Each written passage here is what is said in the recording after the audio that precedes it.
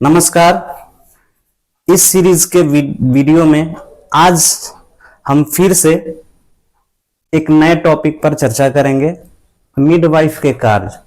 हम अति महत्वपूर्ण सवालों की सीरीज में चल रहे हैं और आज हम इस टॉपिक पे डिस्कस करेंगे मिडवाइफ के कार्य। क्योंकि हम पहला वीडियो जब आपने देखा होगा तो उसमें हम पढ़े थे कि मिडवाइफरी क्या है और मिडवाइफ क्या है, और मैंने उस वीडियो में बताया था कि अगले वीडियो में हम मिडवाइफ के कार्य बताएंगे। ठीक है, तो आज हम इस पे डिस्कशन करेंगे। और अगर समय मिला, चूंकि हम छोटा छोटा वीडियो बना रहे हैं ताकि आप देखने वाले बोर ना हो, इंजॉय करें चीज़ों को और सवालों को अच्छे से ध्यान में रखें। 5-10 मिनट बिताइए और अपने ध्यान में रखिए जो भी आप देख रहे हैं, सुन रहे हैं। तो अगर टाइम मिला तो हम इसी में महत्वपूर्ण सवाल जितने सारे हैं, अति महत्वपूर्ण सवाल, उसका भी मैं इसी वीडियो में सम्मिलित कर लूँगा। अगर टाइम ज़्यादा लगे तो फिर हम अगले वीडियो में महत्वपूर्ण और अति महत्वपूर्ण सवालों पर चर्चा करेंगे।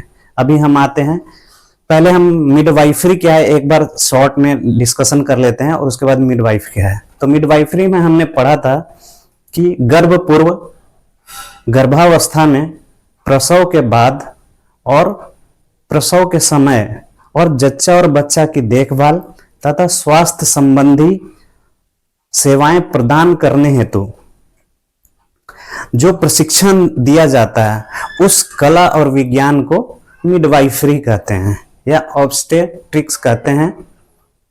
और जो मेल या फीमेल, यानी जो महिला या पुरुष जो कि ट्रेंड हो और रजिस्टर्ड हो, यानी प्रशिक्षित हो और पंजीकृत हो, इन सारे कार्यों को करने के लिए उन्हें मिडवाइफ कहते हैं। इतना हमने पहले वीडियो में डिस्कशन किया था। आज के वीडियो में हम मिडवाइफ के कार्य पढ़ेंगे। तो इतने सारे हमने लिस्ट कर रखे हैं मिडवाइफ के कार्य, कुछ भी नया नहीं है। अगर आप देखेंगे सब कुछ जाना पहचाना है, बस आपको ध्यान में रखना है और चीजों को बस लिस्ट करके ऐसे पॉइंट वाइज एग्जाम में जब आएगा तो लिखते जाना है। और थोड़ा सा ध्यान देंगे तो ये सारा चीज नॉर्मल है और हमारी पहचान टाइप का ये सारा चीज। जैसे हम मिडवाइफ के क्या क्या कार्य हैं, तो पहला टॉपिक में हमारा है गर्भधारण से पूर्व पति पत्नी की काउंसलिंग करना, मतलब उनके बारे में जानना कि क्यों चाहते हैं, क्या चाहते हैं, कैसे चाहते हैं। उसके बाद उनकी सामान्य जांच करते हैं हम, मेडिकली जो भी जांच है नॉर्मल, उनका हेल्थ कैसा है, कुछ इशू तो नहीं है, तो उसके बारे में हम जांच करेंगे। फिर तीसरा पॉइंट पे हम लिख सकते हैं उनकी मेडिकल हिस्ट्री क्या है, क्योंकि हो सकता है कभी उनको कुछ ऐसा रोग हो जो बच्चे होने पर बच्चे पर इफेक्ट आए और फिर उसके जो जच्चा है यानी कि बच्चे की मम्मी जो होगी उस पर भी हो सकता है इफेक्ट आ सकता है। तो हमें पति पत्नी दोनों का मेडिकल हिस्ट्री को भी एकत्र करना पड़ेगा। फिर गर्भधारण के समय महिला की देखभाल जरूरी है, उनका रहन सहन, वो कैसे रहती हैं, कैसे उनका जीवन यापन हो रहा है, तो उन चीजों के बारे में हमें देखभाल जरूरी है। फिर है उन्हें अच्छे आहार की सलाह देनी है, जो विटामिन्स, प्रोटीन्स जो जिसमें शामिल हो उस तरह के भोजन हमें उनको सजेशन देना है। और अच्छी नींद जरूरी है, न ज्यादा नींद लेना है गर्भावस्था में और न कम नींद लेना है। एक प्रॉपर वे में सही टाइम पे सोना, सही टाइम पे जगना, रूटीन सही होना चाहिए। और फिर उचित व्यायाम भी ऐसा नहीं कि हम 100 मीटर की रेस लगाने लगे गर्भावस्था में है, या फिर लंबी छलांग लगा रहे हैं, ऊंची छलांग लगा रहे हैं, तो क्या होगा उसमें, चूंकि जो जाइगोट होता है, जो फ्यूजन के बाद बनता है, मेल और फीमेल के युग्मज जब बनते हैं तो वो लिक्विड अवस्था में होती है। तो अगर हम ज्यादा हार्ड व्यायाम कर लेंगे, एक्सरसाइज ज्यादा कर देंगे, तो लिक्विड जो होता है डिस्ट्रॉय होने के चांस ज्यादा होते हैं। तो हल्का फुल्का व्यायाम कीजिए। मैं सजेस्ट करूंगा कि योगा कीजिए, घर में स्ट्रेचिंग कीजिए, हल्का फुल्का जो भी है, मतलब बहुत ज्यादा भाग दौड़ नहीं करना है। तो बीइंग अ मिडवाइफ आप हैं तो आपको सजेस्ट करना है कि इसीलिए मैंने उचित लिखा है यहाँ पे, उचित व्यायाम। तो एक उचित तरीके से हमें व्यायाम का सलाह देना है। फिर है समय समय पर गर्भवती महिला की, प्रेग्नेंट वीमेन जो है उसकी जांच करना है कि उनका मेडिकल कंडीशन क्या है, कुछ ज़्यादा प्रॉब्लम तो नहीं है, पेन तो नहीं ज़्यादा हो रहा है। तो इन सब चीज़ों के बारे में उसका मेडिकली टेस्ट भी लेना है और उनकी देखभाल भी करते रहना है। फिर उनके स्तनों मतलब मीन्स ब्रेस्ट का शेप साइज चेंज होता है, उस समय कुछ ज़्यादा पेन तो नहीं हो रहा है। तो इस तरह से स्तनों की देखभाल भी करनी है। और जब बच्चा हो जाए तो कई सारे ऐसे होते हैं जो पहली बार बच्चा हो रहा है तो उन्हें ब्रेस्ट फीडिंग भी नहीं आती है, बच्चा भी नया है, उसे भी नहीं पता है। तो मिडवाइफ को चाहिए कि उन्हें ब्रेस्ट फीडिंग मतलब कि स्तनपान की विधि बताना चाहिए। ठीक है। फिर है कि जब बच्चा होने को होता है या फिर बच्चा हो जाता है तो लेडीज में, महिलाओं में आयरन की कमी हो जाती है और फॉलिक एसिड की भी कमी हो जाती है। तो उसको प्रॉपर आयरन और फॉलिक एसिड को उपलब्ध कराना मिडवाइफ के काम में आता है। फिर है गर्भावस्था में और गर्भावस्था के बाद कपड़े कैसे पहनाना चाहिए। तो बच्चे कैसे कपड़े पहनना चाहिए, तो ऐसा नहीं है कि बच्चा हुआ और आप गर्मी के मौसम में पूरा मोटा कपड़ा पहना दे बच्चे को और वो परेशान है, उसके स्किन पे, त्वचा में उसका खुजली होने लगा या कुछ बीमारी हो गया कुछ, तो हमें इसके बारे में बहुत ज़्यादा केयरफुल रहना है। हमें कोशिश करना है कि नॉर्मल अगर मौसम रहे तो सलाह देना है कि हल्के कपड़े और सूती कपड़े, कॉटन के बहुत ज़्यादा कंफर्टेबल होते हैं, सुविधाजनक होते हैं।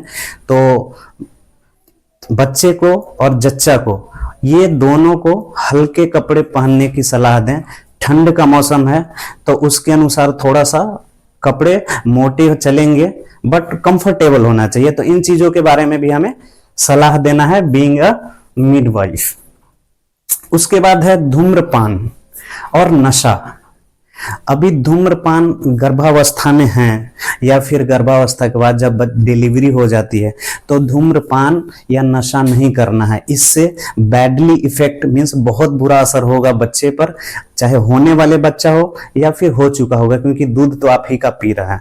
अगर महिला है तो आपका दूध पी रहा है, पुरुष है तो आपकी वाइफ का ही स्तनपान करेगा, तो उसमें बच्चे को बहुत ज़्यादा बुरा असर पड़ेगा, उसके हेल्थ पर, उसकी थिंकिंग पर, उसके ब्रेन पे, उसके पूरे शरीर पे। इसलिए हमें बीइंग अ मिडवाइफ हमें सलाह देनी है कि धूम्रपान और नशा में से कुछ भी नहीं करने देना है, कुछ भी नहीं करना चाहिए।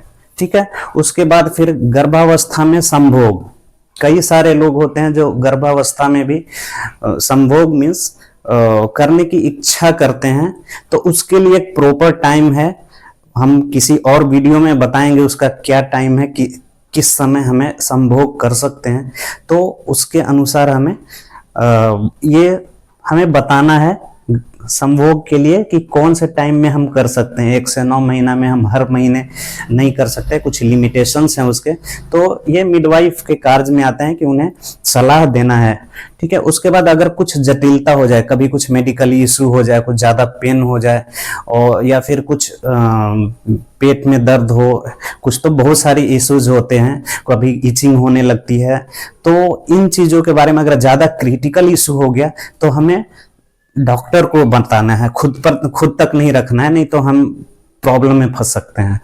और कुछ भी है तो हमें डॉक्टर को एक बार इंटीमेट कर देना है कि सो एंड सो रोगी का जो प्रेग्नेंट है उसको प्रॉब्लम है, आकर देख लें। तो डॉक्टर चूंकि they are very much well qualified, तो वो अपने लेवल पर चेक करेंगे।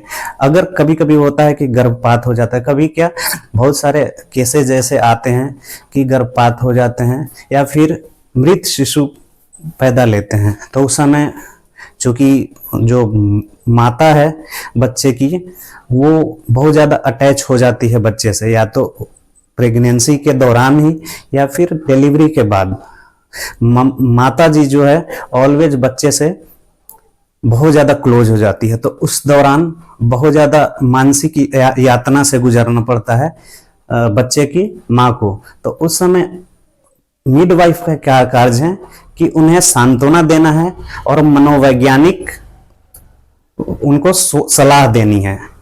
ठीक है कि मतलब, और उनके परिवारजनों को, उनके रिश्तेदार बहुत सारे आते हैं तो उन्हें समझाना है, सलाह देना है, मनोवैज्ञानिक सलाह देनी है ताकि उनके दिल दिमाग पर बुरा असर ना पड़े। ठीक है, और कोशिश करना है कि प्रसव को जितना सुगम और निरंतर बनाया जाए, मीन्स एक अच्छे वे में प्रसव हो जाए, हैप्पी टाइम आए, और कुछ भी अगर ऐसा इशू हो जाए, कुछ वार्निंग साइंस आ जाए, तो हमें तुरंत डॉक्टर्स को सलाह के लिए डॉक्टर का हेल्प लेना है, डॉक्टर को सूचना देना है कि सो एंड सो पेशेंट का प्रॉब्लम है, आकर देखिए। तो डॉक्टर अपने लेवल पे वो चेक करेंगे। फिर हमें वही दवा देना है जो डॉक्टर प्रेस्क्राइब करते हैं, यानी निर्देशित दवा को ही रोगी को देना है। ऐसा नहीं कि डॉक्टर ने कुछ और लिखा और आप कोई और दवा लाकर दे रहे हैं मरीज को, तो उसका बहुत उल्टा असर पड़ेगा। क्योंकि ये प्रेगनेंसी की बात है, तो हमें केयरफुल रहना है दवा देते समय। ठीक है, दवा देने के 5 नियम हैं। सही रोगी, सही दवा, सही मात्रा, सही मार्ग और सही समय। कहने का मतलब है कि दवा सही देना है, जो प्रेस्क्राइब्ड दवा है, जो लिखा हुआ है डॉक्टर का।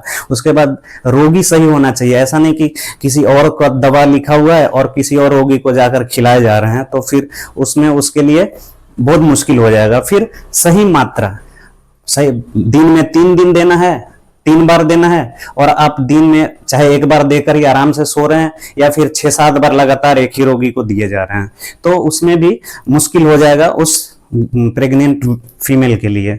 सही मार्ग, जहां से, जैसे मुंह से अगर दवा खाना है तो मुंह से ही, ऐसा नहीं कि स्किन वाला दवा मुंह में दिए जा रहे हैं और उसका उल्टा असर देखने को मिल रहा है, फिर आप फंस जाएंगे। फिर सही समय, समय भी सही होना चाहिए कि जो भी टाइम पर दवा देना है उसी टाइम में, एग्जैक्ट टाइम में देना है। फिर प्रेग्नेंट महिला को या फिर उससे उसके हस्बैंड को परिवार नियोजन की सलाह भी देनी है और उसके बारे में जानकारी भी देनी है, तो फिर वो आगे अपना फ्यूचर तय करेंगे। फिर उसके बाद है जितने सारे प्रेगनेंसी, गर्भ पूर्व से लेकर, जितने आपने रिकॉर्ड लिखा है, गर्भ पूर्व से लेकर बच्चा होने तक, स्वास्थ्य अच्छे होने तक, तो सारे चीज का रिकॉर्ड हमें मेंटेन करके रखना है। और फिर एक कॉपी हमें अपने मेडिकल हिस्ट्री के लिए रखना है और एक कॉपी हमें पति पत्नी को दे देना है। तो ये हुआ मिडवाइफ वे कार्य सारे जो हमने अभी डिस्कशन किया। होप अगर थोड़ा सा ध्यान से सुने होंगे तो मजे मजे में ये सब याद हो जाएंगे। बाकी बहुत सारी टफ लैंग्वेज है और ना टफ लाइन कहीं पे है, तो बहुत इजी है, आपको ख्याल रखना है, बस ध्यान में थोड़ा सा ध्यान देना है।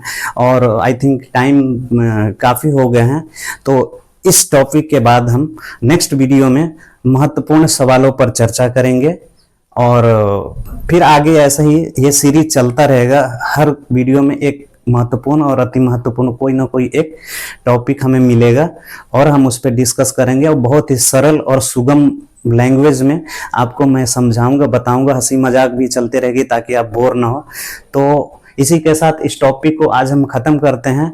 होप आपको पसंद आई होगी, तो आगे भी देखते रहिए, वीडियो आते रहेंगे। नमस्कार।